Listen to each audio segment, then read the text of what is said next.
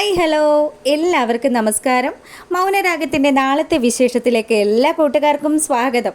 അങ്ങനെ നമ്മുടെ ശാരി ജ്വല്ലറിയിൽ നിന്ന് നേരെ വരുന്നത് മനോഹരൻ്റെ അടുത്തേക്കാണ്.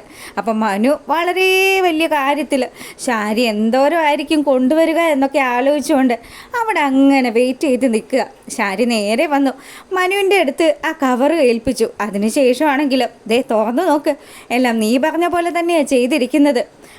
അങ്ങനെ വേണം അമ്മായിമ്മമാരായാലേ, ഇതുപോലെ അനുസരണ വേണം. അതിന് ഞാൻ നിൻ്റെ അമ്മായിയമ്മയൊന്നും അല്ലല്ലോ. ദേ നീ തന്നെയാ പറഞ്ഞത് സരയും നീയും തമ്മിൽ ഒരു ബന്ധവും ഇല്ലയെന്ന്. അങ്ങനെയുള്ള നീ എന്തിനാടാ ഇങ്ങനെ എൻ്റെ മോളുടെ ജീവിതത്തിൽ കിടന്ന് കെട്ടിക്കയറുന്നത്? നിനക്ക് എൻ്റെ മോളെ ഉപേക്ഷിച്ച് പോയിക്കൂടെ എന്നൊക്കെ ശാരി പറയാണ്. പോകുന്നില്ല എന്ന് ആരെങ്കിലും പറഞ്ഞോ? ഞാൻ പോവാനുള്ള സമയമാകുമ്പം കറക്റ്റായിട്ട് ഞാൻ പോവും. പിന്നെ നിങ്ങൾ വലിയ കണ്ടുപിടുത്തമൊക്കെ നടത്തിയതാണല്ലോ. ഞാനും ആ ഇടുക്കിക്കാരി കൊച്ചും തമ്മിൽ ഞങ്ങൾ രണ്ടുപേരും കൂടി ചേർന്ന് നിന്നെന്നോ ഒട്ടി നിന്നെന്നോ, അതുപോലെ നിങ്ങൾ 2-3 പേരുടെ പേര് വേറെയും പറഞ്ഞല്ലോ. ജുബാനയെക്കുറിച്ചും അതുപോലെ തന്നെ ആ നിഷയെക്കുറിച്ചും ഒക്കെ. ഇവരൊക്കെ എൻ്റെ ഇരകളായിരുന്നു. ഞാനുണ്ടല്ലോ ഇത്രയും കാലവും എല്ലാവരെയും ചതിച്ചും പറ്റിച്ചും തന്നെയാണ് ഇവിടെ വരെ എത്തിയത്. പക്ഷേ നിങ്ങൾ നിങ്ങളുടെ ഭർത്താവും കാണിക്കുന്ന അത്രയും ചതിയൊന്നും ഞാൻ ആരോടും കാണിച്ചിട്ടില്ല. ഞാനേ പ്രേമിക്കുകയും അതുപോലെ കല്യാണം കഴിക്കുകയും ഒക്കെ ചെയ്തിട്ടുള്ളത് അത്യാവശ്യം കാണാൻ കൊള്ളാവുന്ന പെൺപിള്ളേരെയും അതുപോലെ സാമ്പത്തികമായിട്ട് ഒട്ടും പിന്നിലല്ലാത്ത പെൺപിള്ളേരെയും ഒക്കെയാണ്. അതുകൊണ്ടല്ലേ അത് മൂന്നാർ മുരുകനായിട്ടുള്ള ഞാൻ ഇപ്പോൾ അതാ പടർന്നു പന്തലിച്ച് നിൽക്കുന്നത്. എന്നെ പോലീസിനൊന്നും ഒരു ചുക്കും ചെയ്യാൻ പറ്റത്തില്ല എന്ന് ശാരിയുടെ മുഖത്ത് നോക്കി മനു വിളിച്ചു പറയുക. നിന്നെ പോലെയുള്ള ഒരുത്തൻ ഏതെങ്കിലും ഒരു കുടുംബത്തെ കയറി ആ കുടുംബത്തെ മൊത്തം കണ്ണീരിലാഴ്ത്തി പോകും. എടാ, ഈ ശാപം മുഴുവനും നിൻ്റെ തലയിൽ കിടക്കും. നീ എന്നെങ്കിലും ഇതിനൊക്കെ അനുഭവിക്കും. ഒന്ന് പോവെണ്ണും പിള്ളേ. അങ്ങനെയൊക്കെ അനുഭവിക്കാനാണെങ്കിൽ ആദ്യം അനുഭവിക്കുന്നത് നിൻ്റെ ഭർത്താവായിരിക്കും. അറിയാലോ, നിൻ്റെ ഭർത്താവ് ആ പാവം സ്ത്രീയെ താരയെ ചതിച്ച് താരക്ക് കുഞ്ഞ് സമ്മാനിച്ചത് ഒന്നും നീ മറന്നിട്ടില്ലല്ലോ. എല്ലാ സത്യങ്ങളും നിൻ്റെ മനസ്സിലില്ലേ? ഇനി ഈ അറിഞ്ഞു വെച്ചിരിക്കുന്ന സത്യങ്ങൾ നീ ആരോടെങ്കിലും പറഞ്ഞു കഴിഞ്ഞാൽ, പ്രത്യേകിച്ച് സരയുൻ്റെ അടുത്ത് പറഞ്ഞാലുണ്ടല്ലോ ശാരി പൊന്നുമോളെ, പിന്നെ നീ അനുഭവിക്കാൻ പോകുന്നത് അതിനേക്കാട്ടിലും വലിയ കാര്യങ്ങളായിരിക്കും. ഞാനിപ്പോൾ പറയുക, നിൻ്റെ മോള് ഈ സത്യങ്ങൾ ഈ നാട്ടിൽ നിന്ന് പോകുന്നതിന് മുന്നേ അറിഞ്ഞു കഴിഞ്ഞാൽ പിന്നെ എനിക്കൊന്നും ആരോടും മറച്ചു വയ്ക്കാനൊന്നുമില്ല. ഉള്ള കാര്യങ്ങൾ മുഴുവനും ഞാൻ വെട്ടി തുറന്ന് നിങ്ങളുടെ മകളുടെ അടുത്ത് പറയും.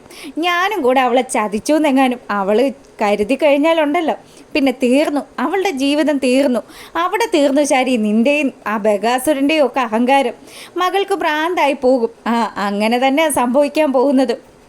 പിന്നീട് ശാരിയുടെ കയ്യിൽ നിന്നും വാങ്ങിച്ച സ്വർണ്ണാഭരണങ്ങളും ഒക്കെ ആയിട്ട് മനു നേരെ വരുന്നത് നമ്മുടെ സരയുടെ അടുത്തേക്കാണ്.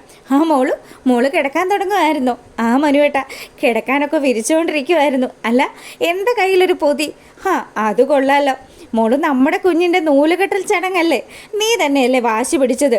അപ്പുറത്തെ കല്ലൂച്ചക്കൻ്റെ ബർത്ത്ഡേയുടെ അന്ന് തന്നെ ഇവിടെയും ഫംഗ്ഷൻ വേണമെന്ന് പറഞ്ഞത്. അതിന് വേണ്ടിയിട്ട് ഞാനേ കുറച്ച് സ്വർണം വാങ്ങിയതാ.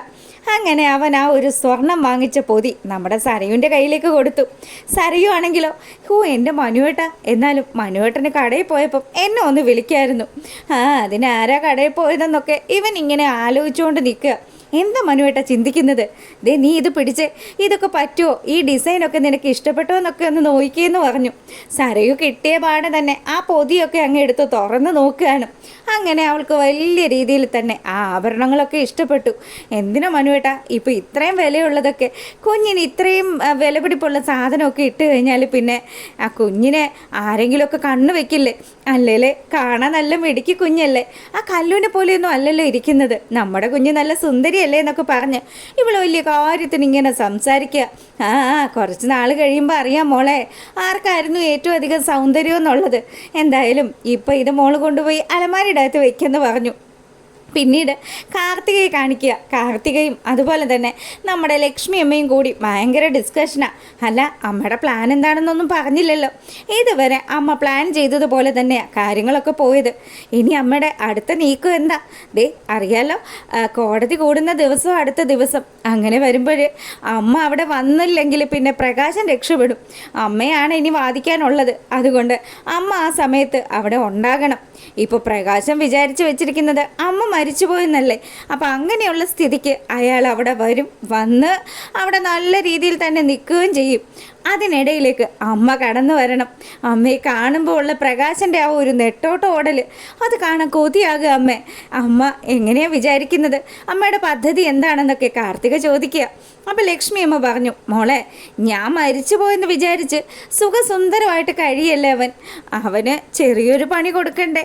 എന്തായാലും മരിച്ചു പോയി കഴിഞ്ഞാൽ എന്താ സംഭവിക്കാൻ പോകുന്നത്? ആത്മാക്കളുണ്ടാവും അല്ലേ. അപ്പം ആത്മാക്കൾ അതും അകാലത്തിൽ പൊലിഞ്ഞു പോയി കഴിഞ്ഞാൽ ശാന്തി കിട്ടാതെ അലഞ്ഞു തിരിഞ്ഞ് നടക്കുമല്ലോ. അങ്ങനെ അലഞ്ഞു തിരിഞ്ഞ് നടക്കാൻ പോവാ നിൻ്റെ അമ്മയും. എന്നെ അവൻ പണ്ടേ കൊന്നതാ. അന്ന് അതിന് ശേഷവും ഞാൻ ജീവിച്ചത് എൻ്റെ മോൾക്ക് വേണ്ടി മാത്രമായിരുന്നു. ഇന്ന് ഞാൻ മനഃപൂർവ്വം മരിക്കുക, അവനെ ഒരു പാഠം പഠിപ്പിക്കാൻ വേണ്ടിയിട്ടെന്നൊക്കെ പറഞ്ഞ് ലക്ഷ്മി അമ്മ ഒരു പ്ലാൻ ഇടുക.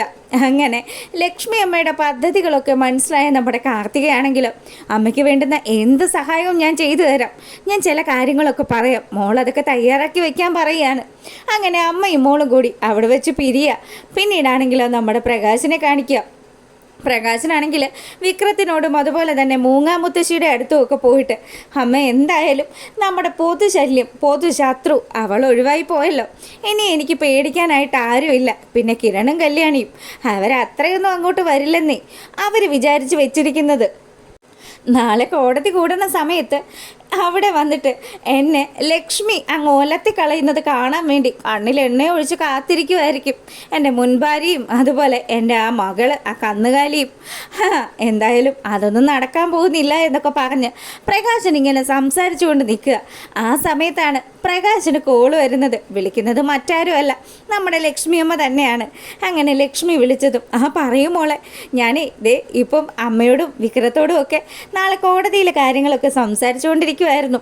അവരൊക്കെ എന്ത് പറഞ്ഞു പ്രകാശേട്ടാ? പ്രകാശേട്ടൻ ജയിക്കുമല്ലോ അല്ലേ? ഇനി എന്താ മോളെ, ഇനി ഒരു തടസ്സവും ഇല്ല.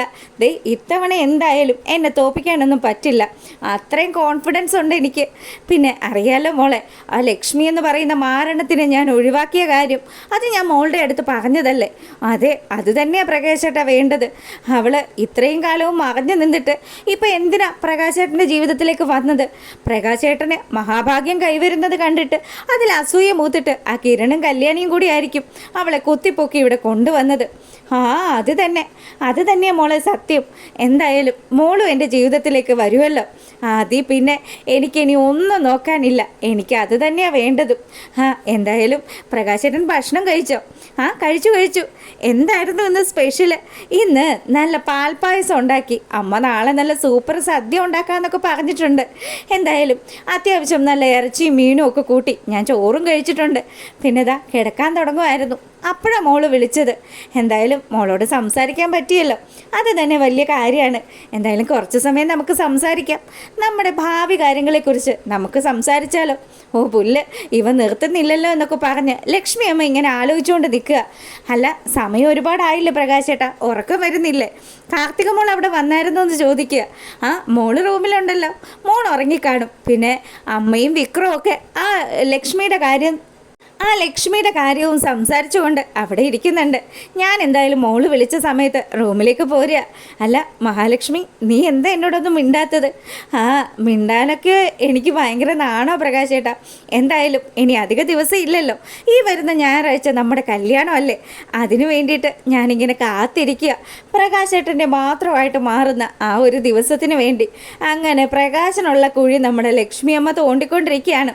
എന്തായാലും ഇന്ന് രാത്രി തന്നെ നമ്മുടെ പ്രകാശനെ വന്ന് ഭീഷണിപ്പെടുത്തി, അതായത് യക്ഷിയായിട്ട് വന്ന് പേടിപ്പിച്ച് കൊല്ലാനുള്ള ചില പദ്ധതികൾ പുള്ളിക്കാരി മെനഞ്ഞു വെച്ചിരിക്കുക. അതിനൊക്കെ നല്ല ഫുൾ സപ്പോർട്ടുമായിട്ട് നമ്മുടെ കാർത്തിക കൂടെ തന്നെയുണ്ട്. അപ്പോൾ ഇതൊക്കെയാണ് ഇനി വരുന്ന വിശേഷങ്ങൾ. ഇഷ്ടമായിട്ടുണ്ടെങ്കിൽ ഒന്ന് ലൈക്ക് ചെയ്യുക. അപ്പോൾ ഓക്കെ, ഗുഡ് നൈറ്റ്.